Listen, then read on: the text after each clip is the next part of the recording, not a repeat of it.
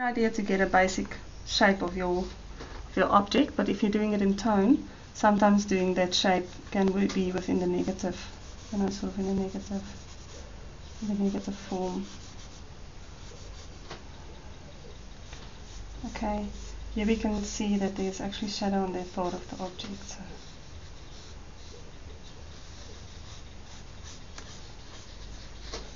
So once you have a basic idea of what you're gonna do, you can put in the three basic tones that you can see. So we're going to put in sort of a general dark tone. So your dark tone shouldn't be darker than about the original dark tone. So you have space to go darker. Yeah? Alright.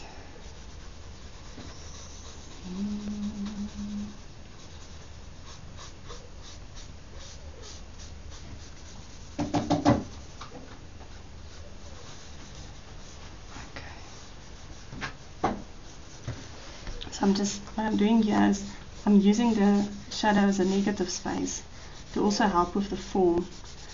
Now it's very important that the line of the shadow the lines that you use when you're doing the shadow should always be flat. It can be round because then the shadow will look round as well. So that's not a good idea. So the shape of the shadow, yeah, that would be round. But the lines that we're going to use going to be flat.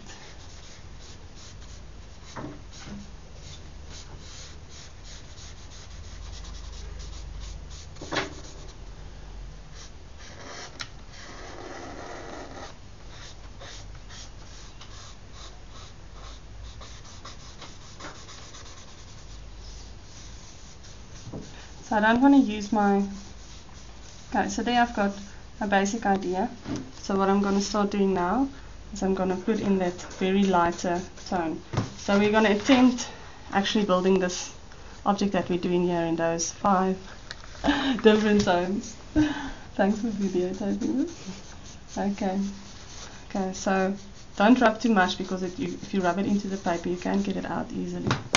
Okay, so then start lifting it up, and I think this is where your drawing is lacking a little bit, is this in between tones. Okay. Awesome.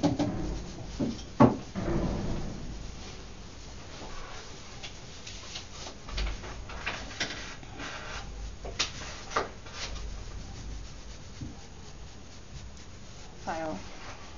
But the off-white tone is only dirty. So what's important is, you might think that you still have white left there, but you don't. So we have to always get the highlight back. Okay. And slightly lift up.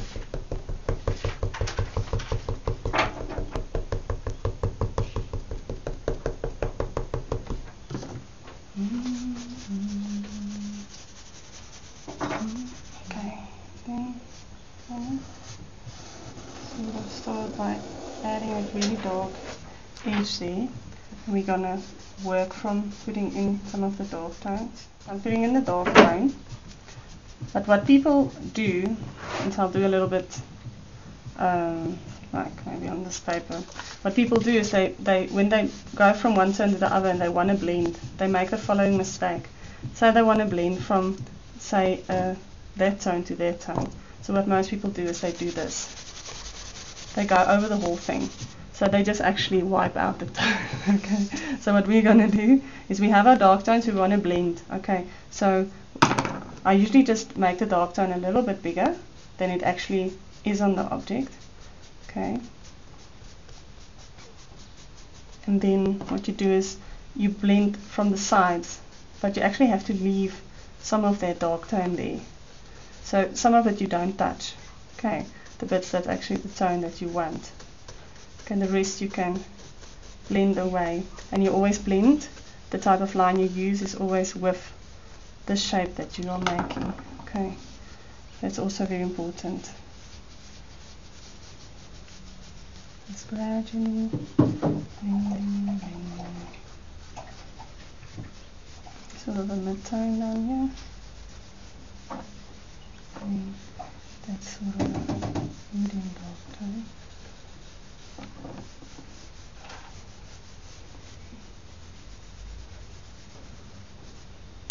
again we're losing our white, so I have to put the white in, and then I'm working from the white back into the object again. So I've got one sort of two tones now. What happens with my edge there is very undefined, so I'm going to use the putty rubber to create that sort of solid edge of that ball.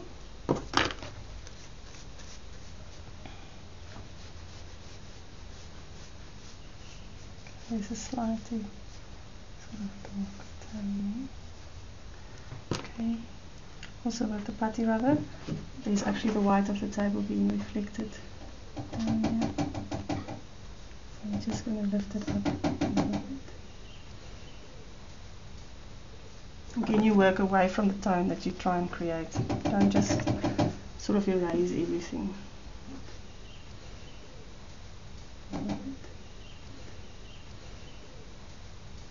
Okay, so the ball has got sort of a basic idea of what we want. Okay, so now we have to figure out the shadow. Now the shadow is actually not that dark. The only bit that's really dark is down here. Okay, so that's our really dark bit, and we just need to keep the shape of the ball there. But actually over here it starts becoming lighter.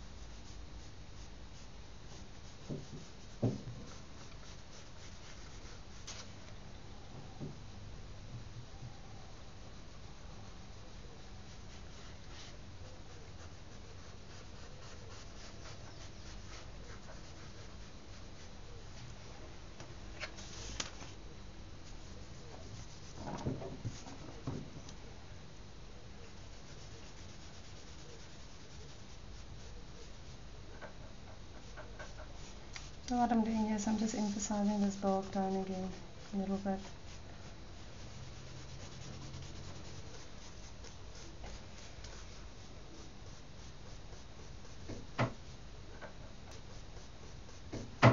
So this is like the rendering part of it.